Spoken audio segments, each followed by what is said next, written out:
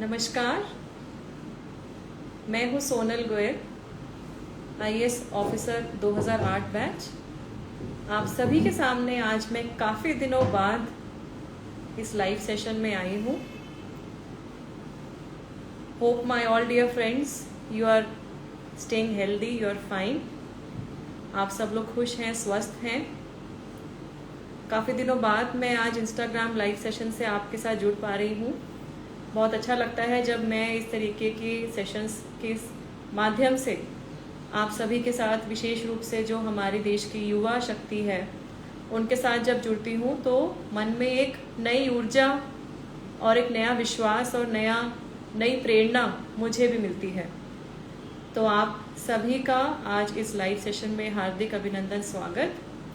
आज का सेशन जो मैंने रखा है वो रखा है हमारे जो एक बहुत ही इम्पॉर्टेंट कॉम्पिटिटिव एग्जामिनेशन है, यूपीएससी का सिविल सर्विसेज प्रिपरेशन से रिलेटेड, उसके ऊपर हम चर्चा करेंगे। और उसका जो बहुत इम्पॉर्टेंट एक कॉम्पोनेंट है mains examination, mains written examination जो एक कॉम्पोनेंट है उसके बारे में हम डिस्कशन करेंगे।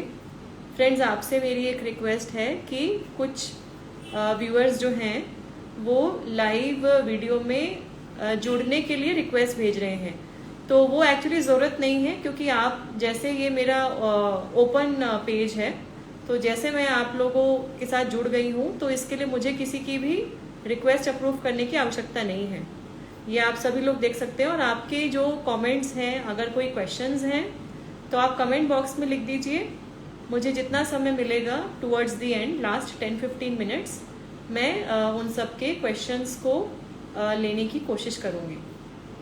तो आइए हम सब शुरुआत करते हैं UPSC civil services mains examination की बारे में, कैसे तैयारी करें। और ये टॉपिक मैंने क्यों चूज़ किया, क्योंकि अभी जो हमारे सिविल सर्विसेज के एग्ज़ाम हुए, प्रीलिम्स के एग्ज़ाम हुए, 23 में जो एग्ज़ाम हुआ उसका रिजल्ट आया, और उसके बाद में अब मेंस एग्जामिनेशन मिड ऑफ सितंबर से शेड्यूल्ड है। तो लगभग 3 हफ्ते ही रह गए हैं और वो एग्जामिनेशन शुरू होने वाला है। और ये बात मैं मानती हूँ कि जो सिंसियर एस्पिरेंट्स हैं जो एग्ज़ाम दे रहे हैं, वो हो सकता है इस वक्त सोशल मीडिया को बहुत ज़्यादा ना देख पा रहे हों, क्योंकि इस वक्त तो है जो एक तरीके से उनका फायर फाइटिंग वाला जो फेज़ है वो चल रहा होता है, क्योंकि ये फेज़ मैंने भी अपने लाइफ में देखा है, 2 बार देखा है। तो उनके अलावा लेकिन जो हमारा जो बाकी जो लोग हैं जो और भी कोई कॉम्पिटिटिव एग्जामिनेशन की तैयारी कर रहे हैं और जिनके लिए राइटिंग एक इम्पॉर्टेंट कंपोनेंट है, तो वो इस सेशन से कुछ टिप्स ले सकते हैं। तो आप सभी के लिए कुछ टिप्स मैं आज शेयर करूंगी। और शुरुआत करते हैं एक इंस्पायरिंग पोएम से, कुछ कविता जो मैंने हाल ही में पढ़ी, वो पंक्तियां आप सबके लिए मैं यहाँ दोहराना चाहूंगी। वह पथ क्या पथिक परीक्षा क्या, वह पथ क्या पथिक परीक्षा क्या, जिस राह में बिखरे शूल न हो। वह पथ क्या पथिक परीक्षा क्या, जिस राह में बिखरे शूल न हो। नाविक की धैर्य परीक्षा क्या, नाविक की धैर्य परीक्षा क्या, यदि धाराएं प्रतिकूल न हो। नाविक की धैर्य परीक्षा क्या, यदि धाराएं प्रतिकूल न हो। तो अगर आपकी लाइफ में सिचुएशंस डिफिकल्ट नहीं होंगी, चैलेंजिंग नहीं होंगी, तो जो सक्सेस मिलती है उस सक्सेस को पाने का भी जो एक मीठा एहसास है, जो एक सेंस ऑफ अचीवमेंट है, वो भी आपको वो उतनी सुखद नहीं होगी। जितना आप एफर्ट करोगे, जितना आप मेहनत करोगे, जितना आपको लगेगा कि आपके जीवन में कठिनाइयां हैं, तो उसके बाद में जो आपको मिलेगा, जो उसका रिजल्ट मिलेगा, जो आप पाना चाहते हो ज़िंदगी में, आप जब अपने लक्ष्य पे पहुंचोगे, तो वो जो एक स्ट्रगल की फेस को आगे बढ़ते हुए जब आप उस मकाम तक पहुंचोगे, तो वहाँ पे पहुंचने पे जो एहसास है बहुत ही सुखद और बहुत ही एक एनरिचिंग एक्सपीरियंस होगा। तो फ्रेंड्स, जब हम बात करते हैं, मैं ब्रीफली सिविल सर्विसेज के बारे में बताना चाहूँगी, क्योंकि कुछ एस्पिरेंट्स नए भी हो सकते हैं। तो सिविल सर्विसेज क्यों, और सिविल सर्विसेज करना है नहीं करना है, इसको डिसाइड करने के लिए कैसे हम क्या ध्यान में रखें। तो फ्रेंड्स, सबसे इम्पोर्टेंट बात यह है कि सिविल सर्विसेज एक ऐसा प्लेटफॉर्म है जो कि हमें कहीं ना कहीं किसी न किसी तरीके से समाज और देश के लिए काफ़ी कुछ करने की अपॉर्चुनिटी देता है, उनके लिए अच्छा करने की एक प्लेटफॉर्म है, एक कैरिस्मा है सोसाइटी में, एक रिस्पेक्ट है सोसाइटी में, एक अपॉर्चुनिटी देता है of connecting to the masses and definitely there is job diversity. आप अपने इनिशियल फेजेस में जब आपका सिलेक्शन होता है, आप IAS, IPS, Indian revenue service, इस तरीके के जब आप प्रोफाइल्स ज्वाइन करते हैं तो उसमें जब आपकी इनिशियल पोस्टिंग्स होती हैं तो जनरली फील्ड में होती हैं। तो फील्ड में होती हैं तो एज SDM, एज ASP, फिर उसके बाद में आप बढ़ते हैं, DM कलेक्टर लगते हैं, फिर बीच में कभी कई स्टेट्स में डायरेक्टरेट्स की पोस्टिंग दी जाती है, you become the director. So basically it gives you an opportunity of working at the grass root level. और जो ग्रास रूट लेवल की बात करते हैं तो उसमें आप अपने जो अभी तक लाइफ में सीखा, प्लस जो आपकी एडमिनिस्ट्रेटिव ट्रेनिंग हुई और आपका जो एक्यूमेन है, आपकी जो लीडरशिप क्वालिटीज़ हैं, उसको यूज़ करते हुए आप लोगों की लाइफ में इम्पैक्टफुल चेंजेस ला सकते हैं। And that is the beauty and that is the platform which is provided by the civil services.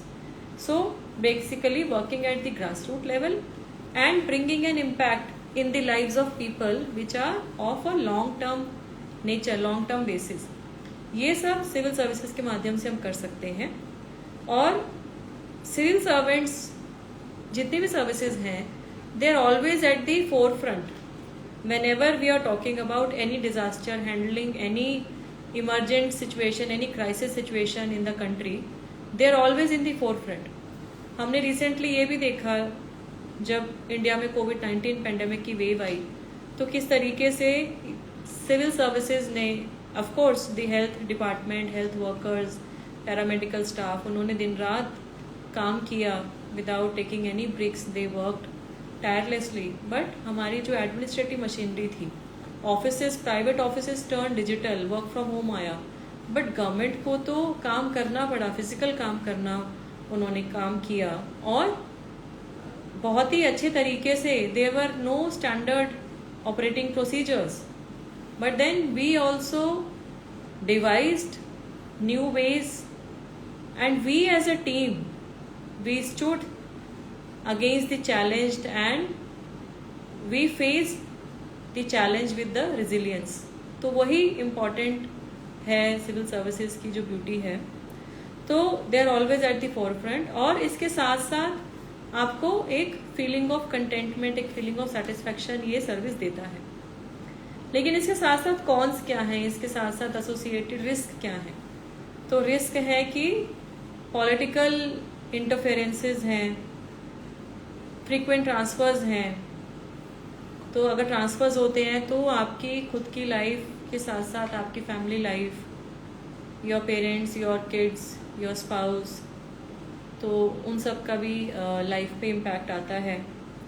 और एक डायनामिक पैराफर्नेलिया है, मैं हमेशा ये बोलती हूँ, एक डायनामिक पैराफर्नेलिया है जिसमें एक ऑफिसर को काम करना होता है। तो जिसमें हमारे जो बाकी स्टेक होल्डर्स हैं सोसाइटी के अंदर, media, press, judiciary, NGO, civil society organisations, citizens at large, तो वो जो लोग हैं वो जब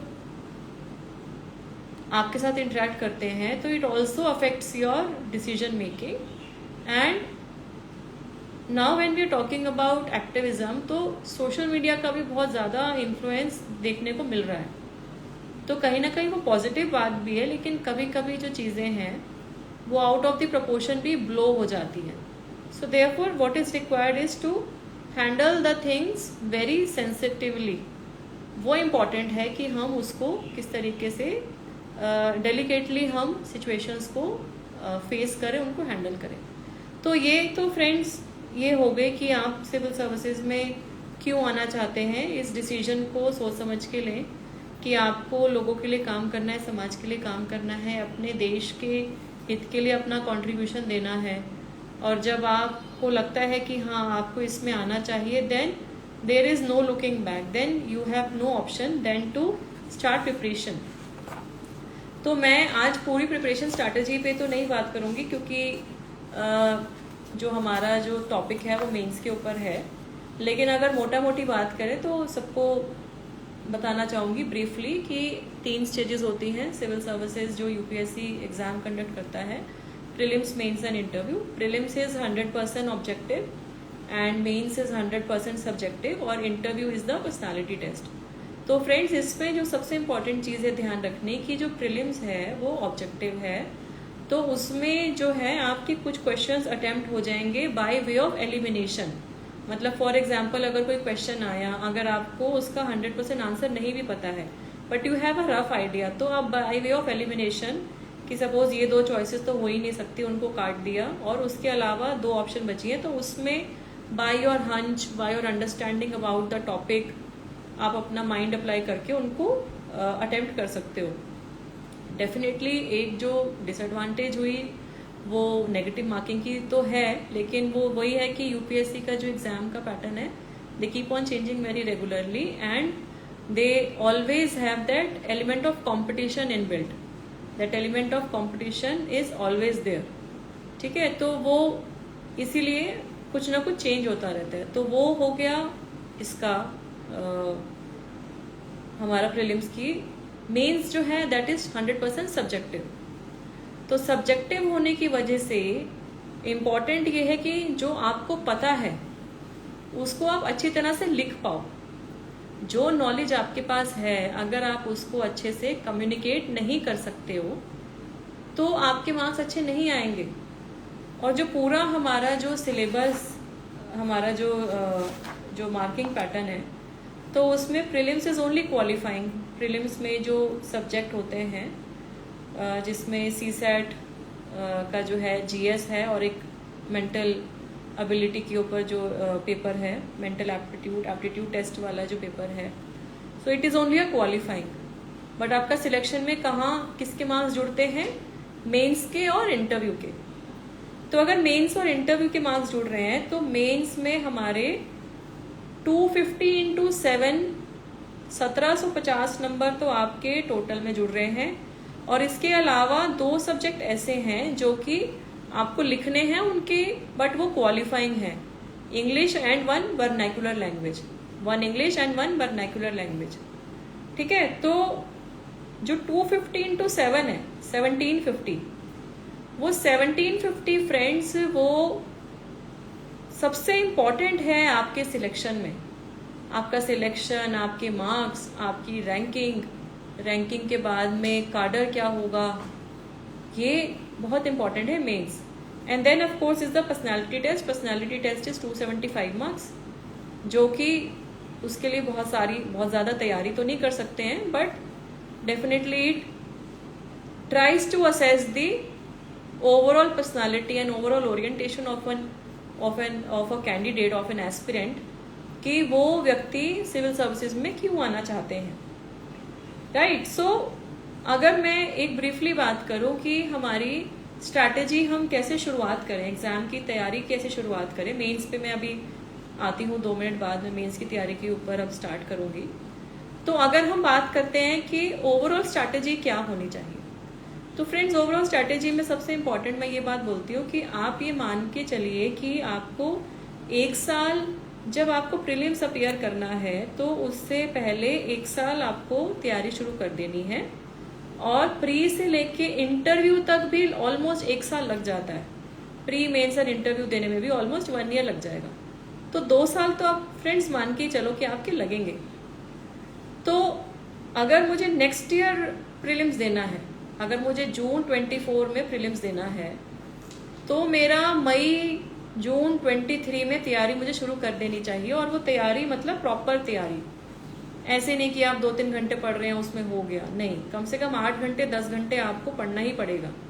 चाहे आप वो जॉब के साथ कर रहे हो, चाहे आप कोई हायर स्टडीज कर रहे हो, चाहे आप कोई और एग्जाम दे रहे हो, चाहे आप मैरिड हो, चाहे अनमैरिड हो, चाहे ग्रेजुएशन में हो, लेकिन इतना टाइम तो देना पड़ेगा। 1 साल पहले of your examination, that is minimum which is required. ज़्यादा करें तो अच्छी बात है, बट ये तो मैं मिनिमम की बात कर रही हूँ। 8 से 10, 10 से 12 घंटे, फिर वो धीरे धीरे आपको अपना टाइम बढ़ाना पड़ेगा।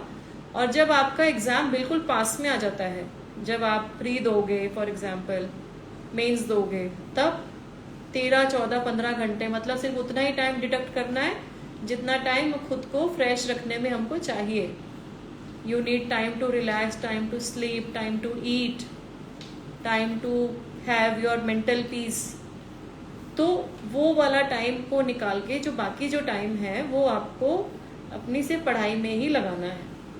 तो अगर हम 1 ईयर स्ट्रैटेजी की बात करें तो मई से लगभग 5-6 महीने अक्टूबर तक हम एक ओवरऑल फाउंडेशन लेइंग की बात करेंगे। ओवरऑल फाउंडेशन का फ्रेंड्स मतलब क्या हुआ कि हम हर तरीके से कोशिश करेंगे कि हमारा पूरा सिलेबस हम कवर कर पाए। प्री और मेंस में जो टॉपिक्स हमने पढ़ने हैं, यूपीएससी की वेबसाइट में जाके आप सिलेबस देखिए और उसको पूरा एक बार एटलीस्ट हम गो थ्रू कर लें। और ये मैं फ्रेंड्स इसलिए बात कर रही हूँ क्योंकि ये एग्जाम में सिलेबस इतना वास्ट है, अगर आप चीजें शुरुआत से ही नहीं पढ़ते जाओगे। फॉर एग्जाम्पल इसमें बोलते हैं कि एनसीईआरटीज पढ़नी चाहिए, बिल्कुल पढ़नी चाहिए। और एनसीईआरटीज जो हैं, कुछ लोग बोलते हैं क्लास 8 ऑनवर्ड स्टार्ट करें, बट आई ऑलवेज रिकमेंड कि क्लास 6 ऑनवर्ड्स हम पढ़ना शुरू करें। उसमें जो हमारी हिस्ट्री, ज्योग्राफी, पॉलिटी, एटलीस्ट जो ये जो टॉपिक्स हैं जो जनरल स्टडीज में हैं, उससे डायरेक्ट क्वेश्चन नहीं आएंगे। आई एम नॉट सेइंग कि आपको क्वेश्चन मिलेंगे, but what is important is that you will know the basics. आपकी एक फाउंडेशन जो है वो फाउंडेशन आपकी स्ट्रॉन्ग ले होगी, है ना। तो टिल अक्टूबर आपका फेज 1 हो गया। फेज 1 में आपने ओवरऑल जो फाउंडेशन लेंगे है उस पर काम किया। उसके बाद 3 से 4 महीने आपने मेंस के ऊपर फोकस करना है। सो टिल योर फेब्रुअरी, आप नवंबर से फरवरी तक मेंस के ऊपर ध्यान दें। तो मेंस पे क्या ध्यान देना है? आंसर राइटिंग, आपके नोट्स बन जाएं। आपके नोट्स किस तरीके से बनने हैं वो मैं थोड़ा सा अभी डिस्कस करूंगी। तो ये 3 से 4 महीने हम मेंस पे ध्यान दें। और ये फ्रेंड्स अभी इस पे ध्यान देने की आवश्यकता इसलिए है कि जब आप प्रीलिम्स दे दोगे और उसके बाद जब मेंस का टाइम आएगा ना, तो हमारे पास समय नहीं बचता है। The gap is hardly 3 months। उसमें 15 दिन तो ऐसे निकल जाते हैं यूफोरिया में, दिखने में कि भाई हमारे कितने अटेम्प्ट किए, मार्केट में की आ जाती है, हम क्वालिफाई कर रहे हैं नहीं कर रहे हैं। थोड़ा ब्रेक भी ऑफ कोर्स सबको चाहिए होता है, we are all human beings. So 10-15 दिन तो ऐसे ही चले जाते हैं। जब आप दोबारा से तैयारी शुरू करते हो तो आपको लगता है कि सिर्फ 2-2.5 महीने ही बचे हैं। और 2-2.5 महीने में आप सोचिए 9 सब्जेक्ट पढ़ने हैं आपको, 9 में से 2 क्वालिफाइंग है, 7 का तो स्कोर ऐड हो ही रहा है, जिसमें जीएस भी पढ़ना है, जिसमें ऑप्शनल भी पढ़ना है। So this is very very important that we understand the nuances of having a good time management. It is very very important, क्योंकि सभी के पास में उतना ही समय है, सभी के पास में 24/7 है। कौन उस समय में क्या कर रहा है इसी से डिपेंड होगा कि सक्सेस किसको मिलेगी या किसको नहीं मिलेगी। उसके बाद में फ्रेंड्स, जब ये फरवरी तक आपने मेंस की तैयारी कर ली, उसके बाद में फिर हम इस पे आए प्रीलिम्स की तैयारी पे। जो मार्च से मई जो है उसकी प्रीलिम्स की तैयारी पे आप फोकस करो।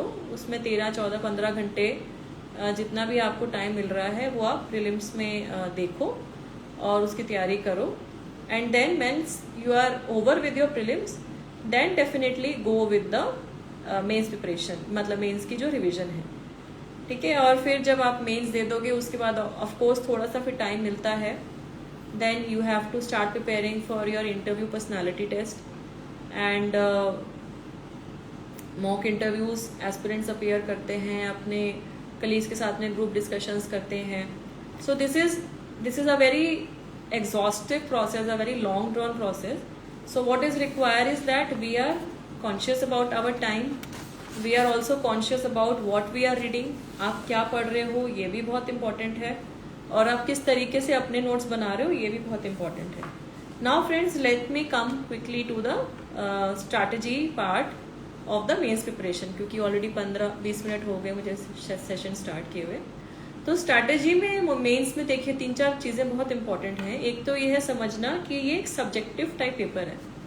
तो सब्जेक्टिव टाइप पेपर का मतलब क्या हो गया कि आपने हो सकता है बहुत कुछ पढ़ा हो, लेकिन जब तक आप उसमें एसेंस नहीं डाल पाओगे, मतलब जो आपको पता है जब तक आप उसको रिप्रोड्यूस नहीं कर पाओगे तब तक उस नॉलेज का कोई फायदा नहीं है। और एक और बात फ्रेंड्स, मैं हमेशा आप लोगों से बोलती हूँ कि हमें पीएचडी स्कॉलर नहीं बनना किसी भी टॉपिक पे। मैंने देखा मेरे साथ भी जो तैयारी कर रहे थे मेरे कलीग्स, 2004 से मैंने तैयारी शुरू करी, तो लगभग मैंने देखा 3 साल का मेरा ये पूरा स्पैन रहा 2004 से 2007 तक।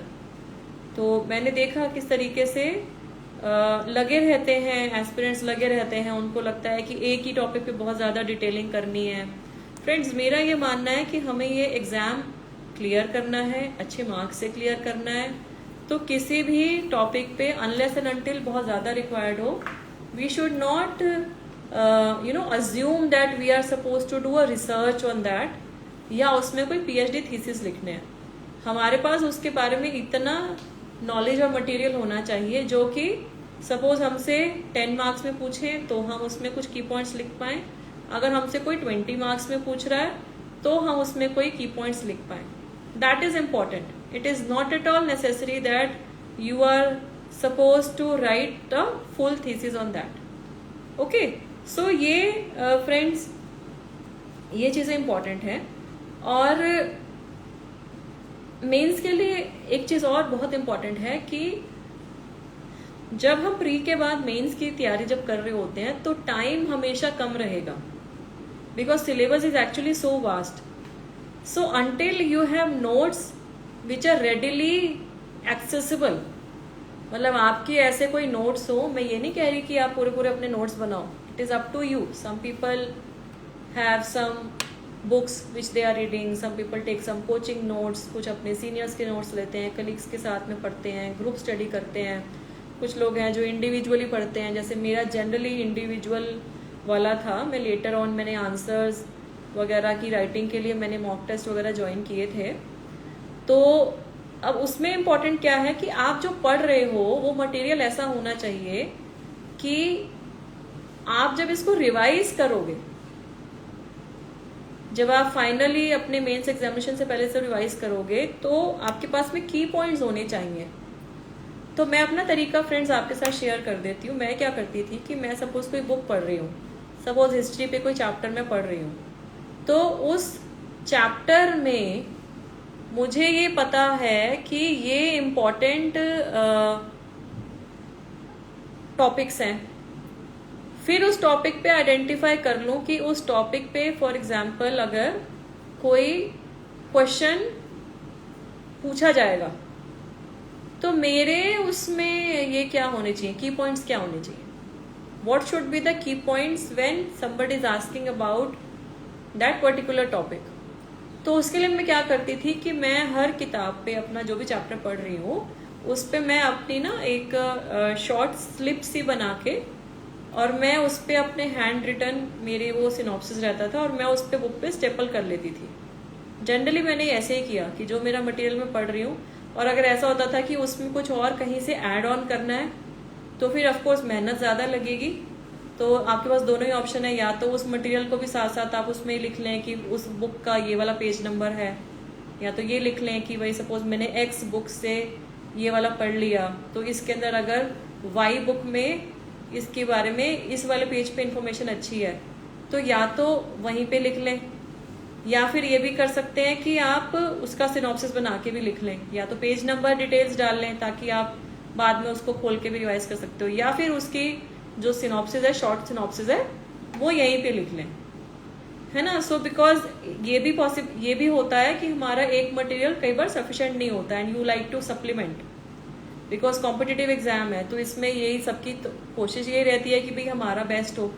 तो हमारा बेस्ट होना है तो एक नहीं, हम कई बार 2 मटेरियल भी पढ़ने की कोशिश करते हैं, 3 मटेरियल भी पढ़ते हैं। तो ये है कि वो लिंक होना चाहिए।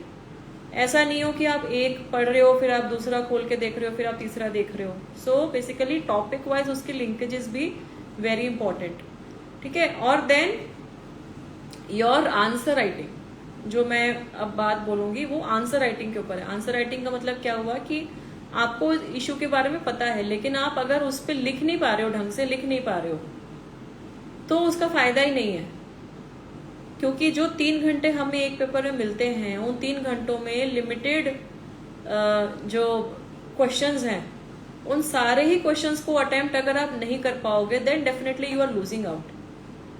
प्री में तो देखिए फ्रेंड्स हम बोलते हैं कि you need not attempt all questions, because pre में नेगेटिव मार्किंग भी है। अगर आपको नहीं पता है तो it is better to leave questions unattempted rather than having a negative marking. लेकिन मेंस में ये नहीं है, मेंस में सब्जेक्टिव है, कोई नेगेटिव मार्किंग नहीं है। तो सजेस्ट किया जाता है, सजेस्ट ये किया जाता है कि हम लिखें जरूर, चाहे हमें कम पता हो लेकिन उसको हम इलैबोरेट करके लिख दें। तो उसके लिए your answer writing skills are very important. And then how do we improvise our answer writing skills, that is also again you know something your own experience will tell you. मतलब आप जैसे जैसे मॉक टेस्ट लिखोगे, आप जैसे जैसे suppose group में friends पढ़ रहे हैं तो कभी वीकली या वीक में एक बार 2 बार एक कुछ घंटे डिसाइड किए कि हम उसमें सिर्फ लिखेंगे ही। तो you can also have some previous year question papers.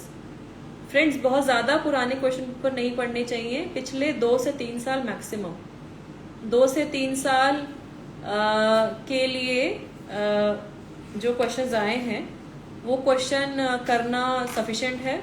उसके बियॉन्ड अगर क्वेश्चन लेते हैं तो बेसिकली वो रेलेवेंट भी नहीं होते, और क्योंकि पैटर्न भी बहुत इमिजिएटली चेंज होता है ना। तो ये है। तो फ्रेंड्स अब मैं थोड़ा सा सब्जेक्ट वाइज ब्रीफली बात करती हूँ। तो सब्जेक्ट वाइज पेपर 1 तो होता है ऐसे, पेपर 2 है हिस्ट्री, हेरिटेज, ज्योग्राफी, पेपर 3 है हमारा governance, constitution, polity, social justice, international relations, paper 4 है technology, economic development, biodiversity, environment, security, disaster management, paper 5 है ethics, integrity and aptitude, and paper 6 और 7 होते हैं ऑप्शनल सब्जेक्ट, और पेपर 9 और 10 जो है वो है हमारी जो इलेक्टिव होता है ना, एक तो इंग्लिश लैंग्वेज हो गया और एक और भी कोई और अगर आप लोग जो भी आप चूज करना चाहें वर्नाकुलर लैंग्वेज, जैसे मैंने हिंदी ली थी, पीपल टेक संस्कृत, बंगाली, जो भी आपकी लैंग्वेज है वो आपका जो है वो आप चूज करें। सो ऐसे के बारे में मैं अलग से थोड़ा बताऊंगी। पहले हम सब्जेक्ट वाइज अब जीएस की पहले बात करें। तो जो पहला पेपर है हमारा culture, geography, Indian heritage, history. तो इसमें क्या है कि हमारा Indian history, art and culture and society, उसके बारे में जानना पढ़ना काफ़ी इम्पॉर्टेंट है। और इम्पॉर्टेंट क्या है कि हमारा जो की इवेंट्स और पर्सनालिटीज़ हैं उनके कॉन्ट्रीब्यूशंस क्या रहे हैं। एनसीईआरटी फ्रेंड्स इसके लिए बहुत इंपॉर्टेंट है। एनसीईआरटी जो मैंने पहले भी बात बोली, 6 से 12th वाली जो हमारी एनसीईआरटीज हैं वो काफ़ी इंपॉर्टेंट है। And then it is also important to have the answer writing. जो हमारा पेपर नंबर 2 है जीएस में, जो कि governance, constitution, polity, social justice, international relations हैं, इसमें again your NCERTs are important because constitution और हमारा जो गवर्नेंस और पॉलिटिकल सिस्टम उसके लिए ये इम्पॉर्टेंट है। साथ ही साथ में इसमें फ्रेंड्स आपको करंट अफेयर्स का भी थोड़ा सा अपडेट आपको रखना पड़ेगा।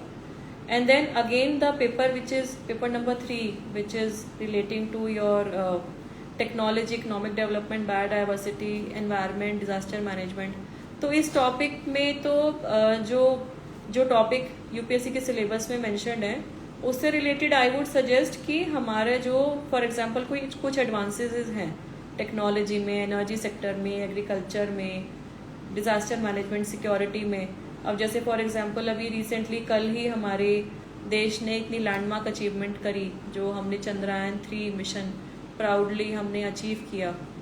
तो ये जैसे जो सक्सेस स्टोरीज हैं, जो रिसेंट डेवलपमेंट्स हैं, मुझे लगता है इनसे एग्जाम्पल से हम अपने आंसर में भी लिख सकते हैं और हो सकता है इनसे डायरेक्ट क्वेश्चन भी आए। मतलब for example India's moon mission, I am not sure कि वो टॉपिक मेंशन्ड है या नहीं है, लेकिन इंडियाज मून मिशन की जब भी बात होगी तो अब एज अ स्टूडेंट हमें चंद्रयान 3 को लिखना ही चाहिए, राइट। सो कैसे कैसे इसरो की क्या अचीवमेंट रही, क्या जर्नी रही, प्रोजेक्ट कॉस्ट कितनी थी, प्रोजेक्ट इनिशिएट कितना हुआ, उसके मेजर ये टाइमलाइंस क्या रही, कैसे हमने सक्सेस अचीव करी। तो ये जो भी हमारे इंडिया से रिलेटेड जो हैं, अभी हम इंटरनेशनल रिलेशंस की बात करें तो माननीय प्रधानमंत्री जी का यूएस में अभी एड्रेस हुआ लास्ट मंथ। राइट नाउ ही has addressed at the BRICS summit in South Africa, Johannesburg में प्रधानमंत्री जी गए थे। तो इस तरीके के फ्रेंड्स जो भी इम्पोर्टेंट हमारी कंट्री के लिए लैंडमार्क नेशनल इंटरनेशनल इश्यूज हैं वो हमें करंट अफेयर्स से डेफिनेटली कवर करने हैं। डिजास्टर मैनेजमेंट की अगर बात करें तो हम देख रहे हैं पिछले 2 महीने में किस तरीके से हमारे कुछ स्टेट्स हैं, नॉर्दर्न पार्ट में जो स्टेट्स हैं, Uttarakhand, Himachal, some parts of Haryana, Punjab, even in Delhi we have seen how flooding has occurred, और जो रेनफॉल के रिकॉर्ड हुए वो लास्ट सो मेनी ईयर्स, मतलब 4-4, 5-5 डिकेड के रिकॉर्ड्स को ब्रेक किया है। वेदर ऐसा रहा तो why is it so, climate change, disaster management, how can we plan better. तो ये सब फ्रेंड्स चीज़ें हैं कि जो हमें रेगुलरली अपने आप को अपडेट करने की आवश्यकता है। एंड देन जो नेक्स्ट पेपर जो हमारा है वो है relating to ethics, integrity and aptitude. तो एथिक्स, इंटीग्रिटी, एप्टीट्यूड फ्रेंड्स बहुत ही रेलिवेंट सब्जेक्ट है, और ये सब्जेक्ट ऐसा है जो मुझे लगता है कि आपको आगे भी जब आपका सिलेक्शन होगा, once you are qualified in civil services and then you join the government as an officer, तब भी इसमें जो आप पढ़ाई करोगे ये आपको वहाँ पे मदद करेगा।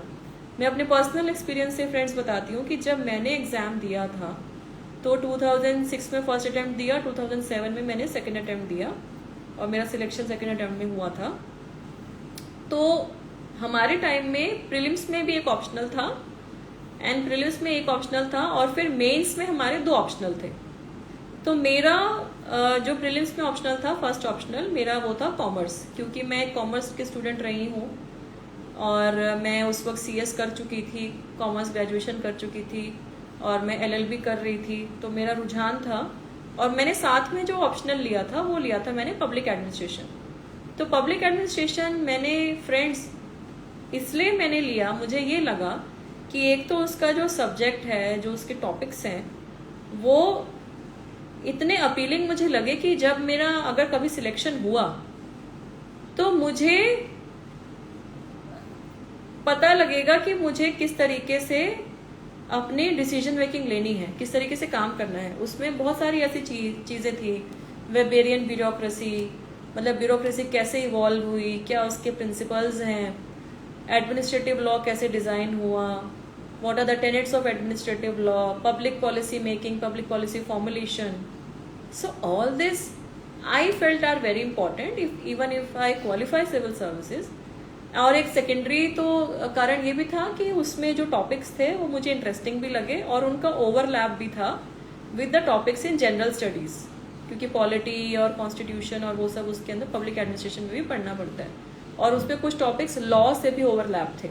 तो मुझे एक एज अ स्टूडेंट इंटरेस्टिंग भी लगा और मुझे लगा एज एन ऑफिसर वो मेरे आगे के प्रोफाइल में मुझे हेल्प भी करेगा, right. So this was my reason of choosing public administration. तो मैं अगर हम बात करें एथिक्स, इंटीग्रिटी और एप्टीट्यूड, तो उसमें भी यही है कि जो एथिक्स, इंटीग्रिटी, एप्टीट्यूड है इसमें हम किस तरीके से एक सिविल सर्वेंट के लिए क्या कोड ऑफ कंडक्ट एक लेड आउट है उसको पढ़ें। कोई ऐसी चैलेंजिंग सिचुएशंस आपकी लाइफ में आएंगी तो उसको कैसे हम फेस करेंगे, and then understand the ethical theories and principles, morality, tough decision making, situational decision making. तो उसके लिए हम एक बैलेंस्ड और एक unbiased type of answer writing style जो है, specially on the issues which are non clear, मतलब स्पेशली ऑन इश्यूज जिसमें हमें लगता है कि आपको क्विक डिसीजन मेकिंग लेनी है। इन अनक्लियर सिचुएशंस, तो वो बहुत ज़रूरी है, राइट। सो ये पेपर्स फ्रेंड्स जीएस के हो गए। Then of course are 2 subjects of optional. Optional कैसे चूज करें, ये क्वेश्चन एस्पिरेंट्स ने पूछा भी हुआ है कि how to choose optional.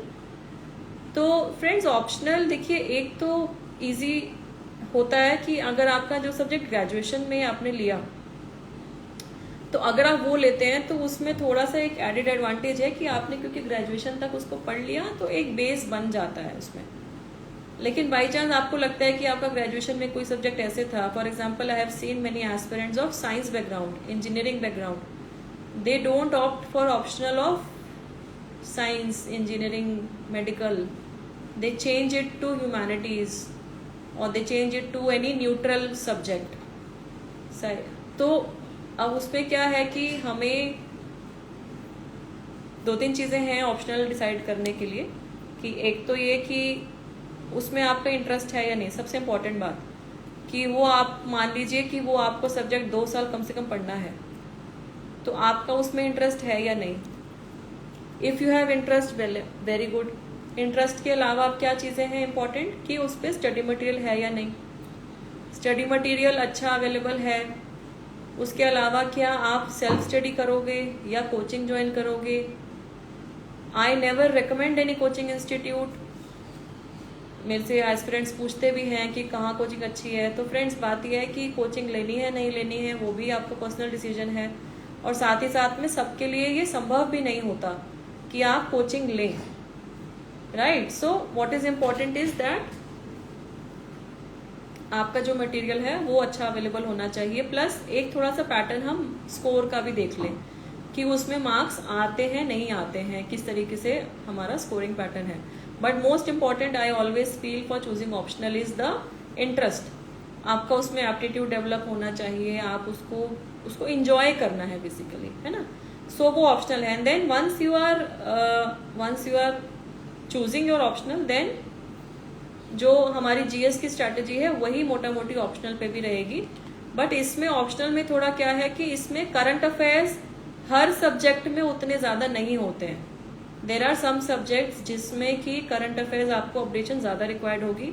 There are some subjects जिसमें कन्वेंशनल टाइप के क्वेश्चंस ही ज्यादा पूछे जाते हैं, बट उसमें भी they change the pattern, they change the way they are asking you the question, right.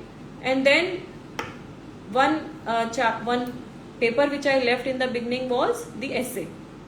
हमारे टाइम में फ्रेंड्स एक ऐसे आता था, सिंगल ऐसे आता था, और हमें पूरा वो लिखना होता था, एक ही ऐसे लिखना होता था 3 घंटे में। अभी जो पैटर्न चेंज हुआ, अब 2 ऐसे लिखने होते हैं। तो मुझे ये लगता है कि चाहे 1 लिखना हो चाहे 2 लिखना हो, टाइम 3 घंटे मिल रहा है, तो we have to actually divide our time in 1.5 hour 1.5 hour. Aspirants ने, मैं क्योंकि इंटरेक्ट भी करती हूँ, तो उन्होंने किसी ने ये भी बताया कि उन्होंने पहले ऐसे में 1 आवर 40 मिनट्स 1 आवर 50 मिनट्स लगा दिए, और नेक्स्ट वाले ऐसे के लिए उनको 1 घंटा ही मिल पाया या 1.25 घंटा ही मिल पाया। तो वो क्या होता है, बहुत डैमेजिंग हो जाता है। वो डैमेजिंग क्यों है, क्योंकि आपको नंबर तो दोनों पे ही मिलने हैं, और दोनों का कंबाइंड स्कोर ही आपके फाइनल स्कोर में जाएगा। और आप अगर एक ऐसे में 1.25 घंटे लगा रहे हो और दूसरे ऐसे में आप 1.25 घंटा ही लगा पा रहे हो, 1 घंटा 10 मिनट ही लगा पा रहे हो, तो डेफिनेटली आपकी क्वालिटी जो है वो क्वालिटी अप टू मार्क नहीं होगी सेकंड वाले क्वेश्चन की, सेकंड वाले ऐसे की। तो इम्पॉर्टेंट क्या है कि हम अपना, जैसे ही हम पेपर लेते हैं, पार्ट ए पार्ट बी उसमें होते हैं, सेक्शंस होते हैं, तो सेक्शन को हम डिवाइड कर लें अपने माइंड में, है ना, और डिवाइड कर लें, और उसके अंदर हम टॉपिक देखें। 4 टॉपिक होते हैं कि हम किस टॉपिक पे अच्छा कर सकते हैं।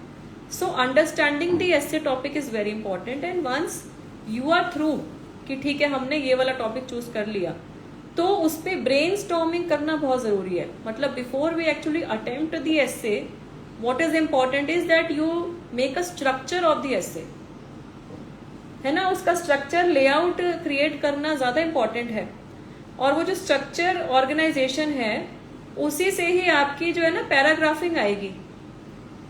तो मैंने ये भी देखा एस्पिरेंट्स को कि टॉपिक लिया और इमिडिएटली स्टार्ट कर दिया उस पर लिखना, you actually get short of ideas, क्योंकि आप एक पॉइंट ऑफ टाइम पे लिखते लिखते लिखते ब्लैंक हो जाओगे, आपको समझ नहीं आएगा कैसे आगे प्रोसीड करो, कैसे आप इंटरकनेक्ट करो ऐसे को, right. So it is therefore important that we have a proper outlay, a proper structure laid out, we organize it, we divide the essays into paragraphs with clear subheadings, और एक balance तरीके से हम उसको लिखें। और फिर जब हम स्टार्ट कर रहे हैं तो कोशिश करके उसको बिगिन करना है विथ कैप्टिव कुछ introduction which grabs the attention of the examiner, जो चेक कर रहे हैं पेपर, जो पेपर चेक कर रहे हैं उनको बेसिकली आपके इंट्रोडक्शन में समझ में आना चाहिए कि आपको इस टॉपिक की अंडरस्टैंडिंग हो गई है, और then you proceed, and then the conclusion also should be relatable to the topic which you are chosen. Conclusion में भी कुछ टेक अवेज होने चाहिए, कुछ हम कंक्लूजन का क्या मतलब है कि कुछ उसमें निष्कर्ष निकल पाए, है ना। So it is the structure, it is the flow, and then your introduction and the conclusion, right, which is important. So this is about essay, और ये essay के साथ साथ जो ये जो स्ट्रैटेजी है ये आपके मेंस में अदरवाइज भी आंसर राइटिंग में भी हेल्प करेगी। आई अग्री कि मेंस में हर आंसर के लिए आप स्ट्रक्चर नहीं क्रिएट कर पाओगे, बट एटलीस्ट जो डिस्क्रिप्टिव जो थोड़े लेंथी क्वेश्चंस होते हैं उसमें हमें ये करना पड़ेगा। और जैसे जैसे फ्रेंड्स हम बात करते हैं कि मेंस में मार्क्स कैसे आए, तो मार्क्स ऐसे ही आएंगे जब आप उसमें अपनी प्रैक्टिस करोगे। तो आंसर राइटिंग, अभी किसी स्टूडेंट ने एक कमेंट भी लिखा है इसमें कि मैम मेरा सिलेबस कवर हो गया लेकिन आंसर राइटिंग की प्रैक्टिस नहीं हो रही, एंड किसी ने अभी लिखा है from where to start answer writing. तो यू कैन स्टार्ट इमीडिएटली, मतलब आंसर राइटिंग स्टार्ट आप इमीडिएटली कर सकते हो। इसके लिए कोई अलग से तो टाइम कभी निकलेगा ही नहीं, आप जो टाइम अभी आपके पास है इसी में से टाइम निकालना है। तो जो आपकी बुक्स हैं, जो आपके नोट्स हैं, उसको देख के आप प्रीवियस ईयर के क्वेश्चन पेपर, जो मैंने बोला प्रीवियस ईयर के 2 से 3 साल के क्वेश्चन पेपर आप लेके उठाइए, उसमें आप बंद करके create some exam oriented conditions at your place of study, बिना किसी से बात किए, be true to your self, और उसमें लिखो। और अगर अकेले नहीं कर पा रहे हो, अगर आपके साथ में कोई फ्रेंड्स हैं जो तैयारी कर रहे हैं, तो आप ग्रुप में कीजिए, जैसे हम एग्जामिनेशन हॉल में करते हैं। तो you create some similar situation at the place where you all are studying. 2-3 बच्चे साथ में पढ़ाई कर रहे हो तो it is very easily doable. मैंने भी किया है अपने फ्रेंड्स के साथ में। और अगर वो भी नहीं हो रहा है, और अगर आपको लग रहा है कि आपको कोई कोचिंग इंस्टीट्यूट में जाके ज्वाइन करना है, तो वो कर सकते हैं। Now there are online options also available. Online कोविड-19 के बाद से बहुत सारे आपको ऑनलाइन प्लेटफॉर्म्स भी मिलेंगे जो कि आपको आंसर राइटिंग के वो देंगे, and then they check also the answer scripts, and then they revert back to you with the marks and then suggestions how do you improve कैसे कर सकते हैं। तो फ्रेंड्स ये तो एक्चुअली एंगेजमेंट और अपने कमिटमेंट की बात है कि हम, और ऐसा नहीं है कि आप एक दिन आंसर राइटिंग कर रहे हैं तो पूरे दिन ही आंसर राइटिंग करेंगे। It is not like that, you have to make it a mix. और मिक्स कैसे करोगे कि आपको 12-13 घंटे, अगर 14 घंटे आप पढ़ रहे हो तो उसमें आपको उस दिन के करंट अफेयर्स भी रिवाइज करने हैं, आपको कोई अपनी मेन स्टडी करनी है तो वो भी करना है। उसमें से आप 2-3-4 घंटे जो है वो आप आंसर राइटिंग के लिए निकालो। और आंसर राइटिंग जो है फ्रेंड्स मेंस के लिए इम्पोर्टेंट है, प्रीलिम्स के लिए भी नहीं ये है इतना इम्पोर्टेंट, और ऑफ कोर्स इंटरव्यू के लिए भी इतना नहीं है। मतलब खुद की तैयारी के लिए तो अगर किसी की ये है आदत है कि हमें लिख लिख के याद करना है तो वो इम्पॉर्टेंट है, but it is not required every time. और फिर अब जो है कुछ मेरे से क्वेश्चंस पूछते हैं, तो कि क्या कंपोनेंट्स क्या होने चाहिए, what are model answers. Model answers क्या होने चाहिए, किस तरीके से हम आंसर्स को अटेम्प्ट करें। तो फ्रेंड्स, सबसे पहले तो हम केस स्टडी पढ़ें या कोई क्वेश्चन जो पूछा गया सबसे पहले हम करें, उसको करें, and then analyse and identify the key points, कि उसमें हमारे की पॉइंट्स हमको क्या क्या डालने हैं, एंड देन उसमें जो रेलेवेंट कंसेप्ट्स एंड थियोरीज हैं उसके साथ में उसको हम अटैच करें, and then when we are attaching and applying the relevant theories and concepts, then we develop a framework। जो मैंने स्ट्रक्चर आंसर राइटिंग की ऐसे में बात करी, ऐसे राइटिंग में जो बात करी वो यहाँ भी अप्लाई होगा कि that we have to develop a framework. So framework क्या है कि जब आप प्रैक्टिस करते रहेंगे तो आपके माइंड में ऑटोमेटिकली बनना शुरू हो जाता है। You develop with your practice, and then once you are actually start writing, once you are writing, तो अब मैं क्या करती थी कि मेरे पास में एक्चुअली रफ स्पेस जनरली हमारे पास या तो बैक में लिखने की ऑप्शन होती है या आप साइड में भी बना सकते हो, हर स्टूडेंट का अपना तरीका है। तो मैं जनरली हर पेज पे नहीं बनाती थी, बट जैसे 2 पेज छोड़ के 1 पेज पे रफ स्पेस मैं क्रिएट करती थी स्केल से लाइन खींच के, तो उसमें उस क्वेश्चन के साइड में मैं लिख लेती थी क्वेश्चन पढ़ के कि ये पॉइंट्स मुझे लिखने हैं। तो whence I am writing that question, तो उसमें मेरे जो 5 की पॉइंट हैं वो अगर मैंने कवर नहीं किए तो फिर प्रॉब्लम है। तो कोशिश क्या करनी चाहिए कि whence you are writing it should be in a very coherent and a comprehensive manner, मतलब एक कॉम्प्रिहेंसिव, एक कंक्लूसिव, वो होलिस्टिक होना चाहिए कि इसमें सपोज 5 मेन पॉइंट है तो ये 5 पॉइंट हम कवर करें।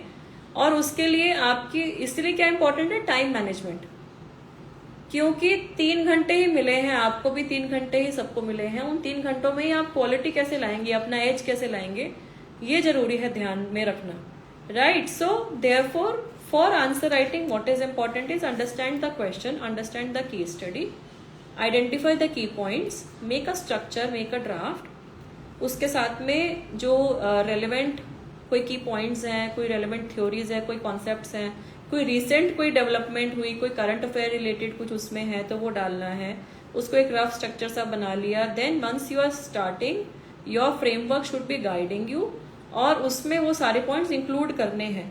और फ्रेंड्स, सबसे इंपॉर्टेंट क्या है, मैं आपको एक बार दोबारा से रिमाइंड कराती हूँ कि मेंस के मार्क्स के ऊपर ही आपका सिलेक्शन जो है वो निर्भर करेगा। आपके अगर 1 नंबर भी कम ज्यादा होता है उससे भी सिलेक्शन जो है रुक जाता है, उससे रैंक ऊपर नीचे हो जाती है।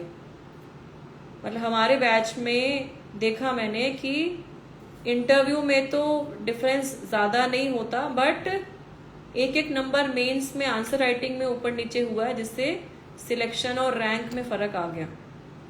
इसीलिए मैं बार बार बोलती हूँ कि mains examination is something which is most important in this entire examination process, right. So this is about answer writing. I have also spoken about the essay, how do we prepare, how do we attempt, and I have also spoken about time management, why we need to do practice, आप अपने notes कैसे बनाएं।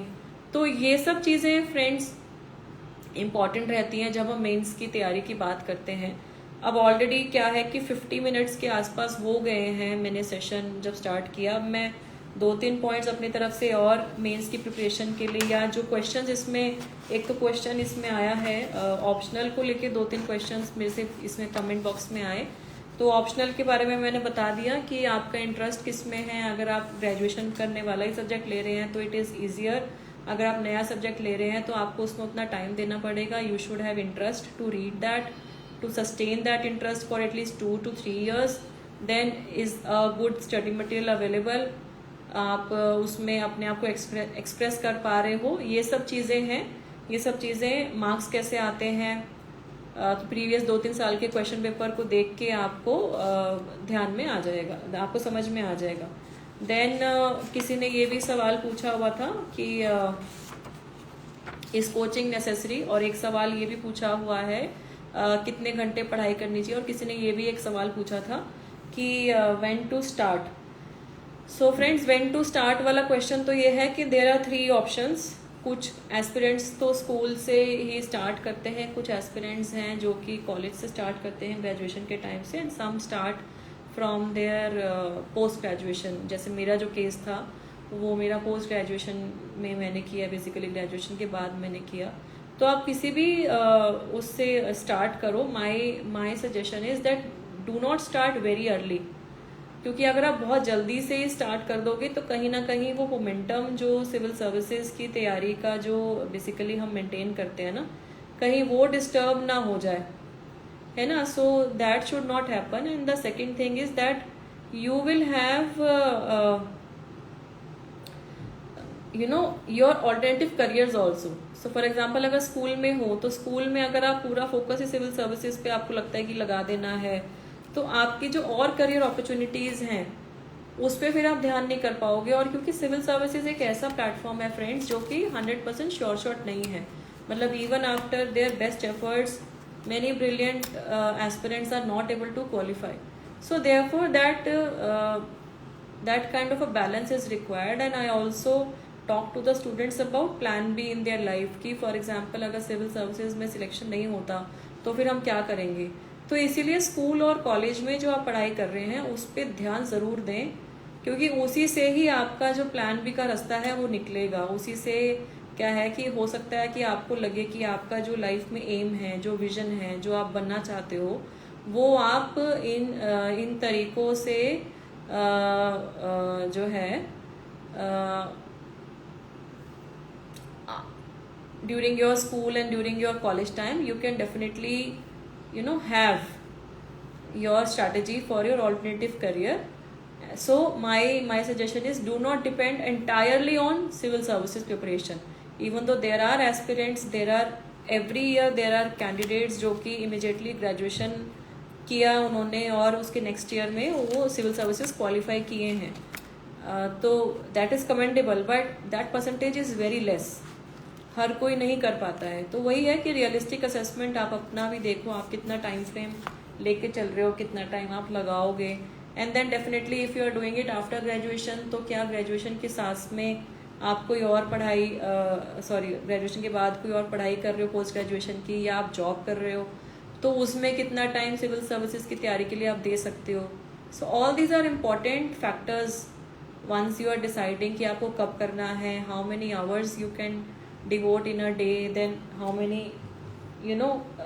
years you are willing to invest. तो इसमें आपका, आपकी family, आपके parents, उन सब का भी सजेशन लेके ही आप इसमें डिसीजन में आगे बढ़े। एक जो सवाल फ्रेंड्स इसमें ये है कि कोचिंग नेसेसरी है या नहीं।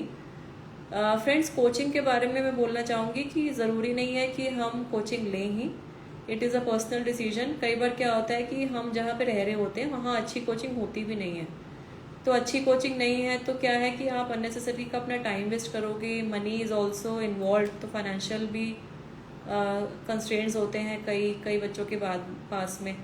तो अभी ऑनलाइन भी ऑप्शंस अवेलेबल हैं, we have online material also which is reasonably cheap, और साथ साथ में हमारे बुक्स तो हैं ही, मतलब जो ट्रेडिशनल वे ऑफ लर्निंग है वो तो अवेलेबल है ही। सो आई डोंट सजेस्ट और I don't discourage any coaching, but the point is कि आप कंफर्टेबल है नहीं है, आपकी लोकेशन में अच्छा कोचिंग अवेलेबल है नहीं, तो क्या आप कहीं और पे ट्रैवल करके सेटल करना चाहते हैं, ग्रुप स्टडीज़ करना चाहते हैं, नहीं करना चाहते हैं, तो ये सब जो फैक्टर्स हैं these are all important once you are talking about the civil services examination and then coaching. तो friends just to sum up, क्योंकि I like to conclude this session, questions तो और भी हैं इसमें, कुछ इंटरव्यू से रिलेटेड है, कुछ बुक्स से रिलेटेड भी हैं। फ्रेंड्स सॉरी मैं बुक्स नहीं रिकमेंड करती हूँ, जानबूझ के रिकमेंड नहीं करती हूँ, क्योंकि I don't want to endorse any publication. So मोटा मोटी बुक्स के बारे में मैं यही बोलना चाहूँगी कि NCERTs तो हमारी मस्ट हैं, 6th से 12th NCERTs पढ़ें, हिस्ट्री, सिविक्स, जोग्राफी और ये पॉलिटी और जो भी मतलब आपको लगता है जो जीके वाली जो होती हैं NCERTs बुक्स को पढ़ें। उसके अलावा newspaper, magazines are very important, at least 2 newspapers per day are important and 2 magazines कम से कम हमें पढ़नी है। एक कोई कॉम्पिटिटिव मैगजीन जिसमें हमें करंट अफेयर्स भी अपडेशन मिलता रहे, 15 दिन में एक पब्लिकेशन आती है उनकी या मंथली पब्लिकेशन आती है, वो ले लीजिए।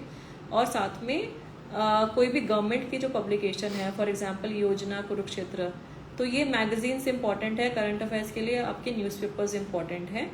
और बुक्स में इम्पॉर्टेंट मैंने बताया कि जो हमारा जो मटेरियल है वो अच्छा हो और उसको आप ग्रास्प करें। सबसे इम्पॉर्टेंट क्या है कि पढ़ कुछ भी लें, हो सकता है आप बहुत अच्छा मटेरियल पढ़ रहे हैं लेकिन अगर आपके माइंड में ही नहीं जा रहा तो उसका फायदा क्या है, राइट?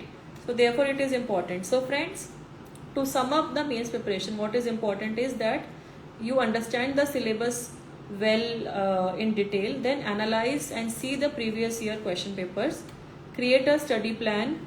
हमारा जो रीडिंग एंड मेकिंग नोट्स, हमारा खुद का नोट्स मेकिंग, आंसर राइटिंग को प्रैक्टिस करना and staying updated on current affairs, regular revision with mock test, answer writing, है ना, ये बहुत इंपॉर्टेंट है। और सबसे इम्पॉर्टेंट फ्रेंड्स क्या है कि हमारा मेंटल इक्विलिब्रियम, हमारा जो मेंटल हेल्थ है उसको भी ठीक रखना है, क्योंकि मेंटल हेल्थ को ठीक नहीं रखोगे तो आप फिजिकली और मेंटली फिट नहीं रहोगे, you will not enjoy, you will get depressed और फेजेस ऑफ डीमोटिवेशन आते रहेंगे, राइट? सो इसीलिए इम्पॉर्टेंट है कि हम अपने स्वास्थ्य पे भी ध्यान रखें। आपकी हॉबीज, आपकी ऐसी कुछ आदतें जिससे आपको खुशी मिलती है, हैप्पीनेस मिलती है, तो उसको भी हमें ध्यान में रखना है। So these are the things friends जो मैं आज आप सबके साथ शेयर करना चाह रही थी। आप सब लोग आए हैं, आप सभी का बहुत बहुत धन्यवाद। एक लास्ट में कुछ बात आपके साथ बोलना चाहूँगी कि जो हमारा फेलियर है, अगर फेलियर नहीं मिलता है तो हमें सक्सेस का भी जो है ना मज़ा नहीं आता। If you don't have failure then you will definitely not enjoy success. So what is important is that failures को स्टेपिंग स्टोन के रूप में हम लें और उन स्टेपिंग स्टोन से हम सीखें that how do we improvise, how do we improve and how do we move forward. That is very very important. And जो नॉलेज आप इस पूरे प्रोसेस में गेन करते हो, सिविल सर्विसेज के जो पूरे प्रोसेस में जो नॉलेज गेन करते हो वो आपको लाइफ लॉन्ग हेल्प करता है। So always remember the 3 C's। मैं 3 C's की बात करती हूँ, which is courage, conviction and consistency. Courage, conviction and consistency. The youth have the courage to innovate, the courage to lead. Conviction ये कि हमें उसको अपने 100% कमिटमेंट से करना है। And consistency is required because you may not be able to do it in your first attempt, in your first जो आपने जो भी कोशिश करी हो सकता है। तो इसलिए आपके जो एफर्ट्स हैं, consistent efforts with your perseverance, with your hard works is very very important. So keep that in your mind, give your 100% and believe in your own self. The power of positive self belief, that is very very important. Keep believing in yourself, keep contributing positively, और keep telling yourself कि I can and I will. Keep telling yourself and I can and I will, and keep challenging your own limits. मैं हमेशा से students को यही बोलती हूँ कि keep challenging your own limits। and सब लोग सुनते हैं कि even sky is not the limit. When you actually contribute, when you want to contribute to nation, when you contribute to the society, then even sky is not the limit. So have faith in your own self, self belief, और अपने हौसलों पे विश्वास रखते हुए जीवन में अपने 100% एफर्ट से आगे बढ़िए। और एक लास्ट रिक्वेस्ट कि जो भी प्रोफेशन करियर हम चूज़ करें, हम अपने देश के लिए, अपने समाज के लिए अपना योगदान उसमें देते रहें और जीवन में अपने जो गोल्स हैं उसको समाज के गोल से, लोगों के लिए, हित के लिए काम करने में वो अपने समय को लगाइए। जो खुशी मिलती है उसका कोई मुकाबला नहीं है। तो अंत में मुझे 2 पंक्तियां अभी यहाँ याद आ रही हैं, आप सबके लिए मैं यहाँ पे बोलना चाहूँगी कि खुद के लिए तो सभी जीते हैं, खुद के लिए तो सभी काम करते हैं, लेकिन सच्चा इंसान वही है जो दूसरों के लिए भी कुछ करे। सच्चा इंसान वही है जो दूसरों के लिए भी कुछ करे, और जो खुशी हमें दूसरों के लिए काम करने से मिलती है, that is actually unparalleled. So keep working for society, keep contributing towards society, and let us all proud to be belonging to this great nation, and let us all be part of scripting India's growth story. आप सब यहाँ पे आए, आप सभी का बहुत बहुत धन्यवाद। लाइव सेशन से जुड़े आप सबका आभार। और आप सभी के लिए जो भी आप एग्ज़ाम दे रहे हैं, लाइफ में जैसे भी आगे बढ़ रहे हैं, पॉजिटिविटी से आगे बढ़ें। आप सब लोग को सफलता मिले, आप सब लोग खुश रहें, स्वस्थ रहें। Thank you so much. जय हिंद, जय भारत।